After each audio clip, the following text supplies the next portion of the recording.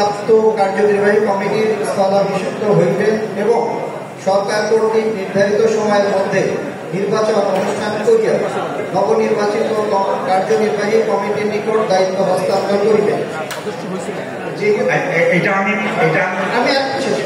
যেহেতু ক্লজ এটা আছে, হ্যাঁ, তো আমরা কোন ধারা বলে আমরা এটা কমিটি করলে ওদের আমাদের সংবিধিও লঙ্ঘন হয় না এবং আমাদের কাজটাও হয়, এটা একটু পরিষ্কার করলে আমরা আইন ব্যাখ্যাটা ক্লিয়ার হতে পারে।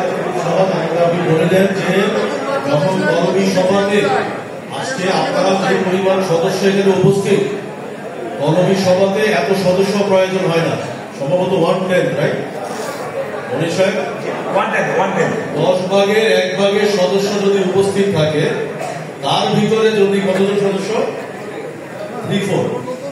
তার মানে 3/4 সদস্য 10 ভাগের 1 ভাগ উপস্থিত থেকে 3/4 যদি মতামত দেয়, তাহলে সেটাই অ্যাকসেপ্টেড। এটিও পাও, সেটা ফলো করার জন্য 2/3। আমার মনে হয় এই ডিবেটের প্রয়োজন নাই। ব্যাপার হচ্ছে আপনাদেরকে প্রথম যেটা আমি ব্যক্তিগতভাবে যেটা বুঝি, এখানে উদ্দেশ্য সবাই খুব ভালো, কারো কোনো খারাপ উদ্দেশ্য নেই। কোন একটা ব্যক্তি বা গোষ্ঠীকে সাপোর্ট করা কিন্তু এখানে কোনো উদ্দেশ্য নেই। না, থ্যাংক ইউ। আমার মনে হয় ইউ আর রাইট।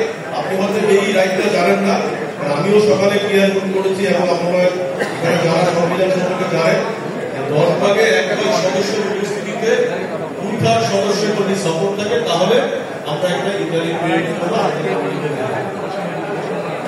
গণতন্ত্র অ্যালাউ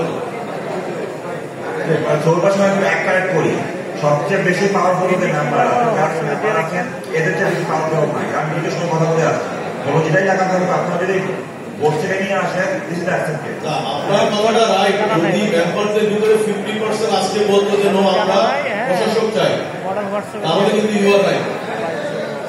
হ্যাঁ, সেটাই সবাই কেউই চায়। আচ্ছা, আমার মনে হয় একটু সবাই চুপ করি আমরা, ঠিক আছে? আসসালামু আলাইকুম সম্মানিত সভাপতি,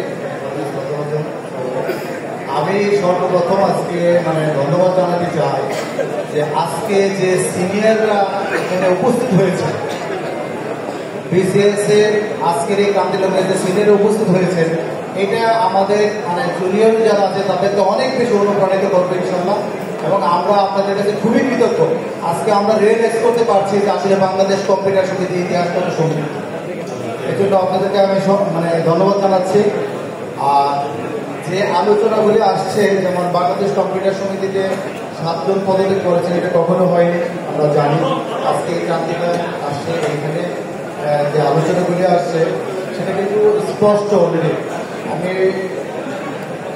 তারেক ভাই কিছু কথা বলছি, এরকম বিকৃত কিছু প্রশ্ন আছে, আমরা যারা আছি মাঠে আমরা জানি তাদের প্রশ্নগুলি আছে, এটার সমাধানে আমি যেটা বলতে চাই, দেখেন কিছুদিন আগে যে নির্বাচন হয়েছে, এই নির্বাচনে কিন্তু আমরা মেম্বাররা ভোট দিয়ে আমরা নির্বাচিত করেছি। যারা নির্বাচিত হয়েছিলেন ওনারা কিন্তু পদত্যাগ করেছেন, ওনারা কাজ করতে অপারগতা প্রকাশ করেছেন, মানে পদত্যাগ করেছেন। এখন কিন্তু ক্ষমতা আবার আমাদের মেম্বারদের কাছে চলে এসেছে।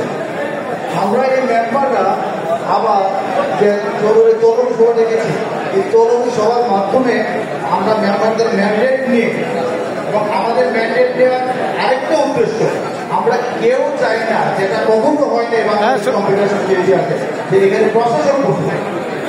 আমাদের মূল উদ্দেশ্যটা সবাইকে বুঝতে হবে যে আমাদের মূল উদ্দেশ্য, আমরা মেম্বাররাই সবসময় ছিলাম, শুধু থেকে আছে, যে সিনিয়ররা ওনারা আছেন, আজকে আসছে, আমাদের উদ্দেশ্য একটা যে আমাদের মেম্বাররা মিলেই আমরা এই সমস্যার সমাধান করব। এটাকে সবাই একমত? সেই জন্য আমরা প্রশাসন চাই না, আমাদের গণসভার মাধ্যমে যে সুন্দর একটা আলোচনা থেকে আসছে এবং অনেক বিক্ষিপ্ত কথা ছিল, গঠন হবে কিনা, কিন্তু এখানে যে সুন্দর আইডিয়াটা আসছে যে একটা অ্যাডক কমিটি হচ্ছে, অ্যাডক কমিটি কি একটা সময়ের ভিতরে, নির্দিষ্ট সময়ের ভিতরে ওনারা আবার যে বাংলাদেশ কমিটির সাথে ইতিহাস নির্বাচনের মাধ্যমে নির্বাচিত কমিটি আসে, সেই প্রক্রিয়ার থেকে আমরা যাচ্ছি। এই জিনিসটাকে আমি মনে করি বাংলাদেশে এখনকার যে সময় গেলে যাচ্ছে, ঘটছে অনেক কিছু অনেকে বলতেছে যে আসলে কিন্তু বাংলাদেশ কম্পিউটার সমিতি কিন্তু করে নেই। বাংলাদেশ কম্পিউটার সমিতির মেম্বার কিন্তু মেম্বারদের প্রতি আস্থা রেখে একটা গঠনতান্ত্রিক উপায় কিন্তু আমরা আসলে সামনের দিকে প্রতিরোধ। এটা কি কেউ খারাপ ভাবে অন্যভাবে বিবৃত হবে কিছু করার কোনো সুযোগ নেই। আমার কথা আমি কিন্তু আমি বোঝাতে পারছি কি না স্পষ্ট, এটাকে বিতর্কিত করার কোনো সুযোগ নাই। ঠিক আছে, আমরা মেম্বাররাই আমরা যেমন আজকে বলা হয়েছে 3টা পয়েন্ট আমি উল্লেখ করে শেষ করে দিতে পারি। 333 জন মেম্বার আমরা সিগনেচার করে আজকে পৌরসভা করেছি এবং আমি গতবার নির্বাচনে আমি নির্বাচন করেছিলাম প্রার্থী না 9 জন প্রার্থী। এই জন্য কিন্তু আমাকে মনে হয় যে নজরুল ভাই বলে গেছে আমরা চাই এবার 28 জন প্রার্থী হয়েছে। আমাদের এর ভিতরে একটা পয়েন্ট চলে আসছে, আমরা চাই যে একজন সদস্য বান্ধব একটা সদস্য উৎসুকতার পরিবেশে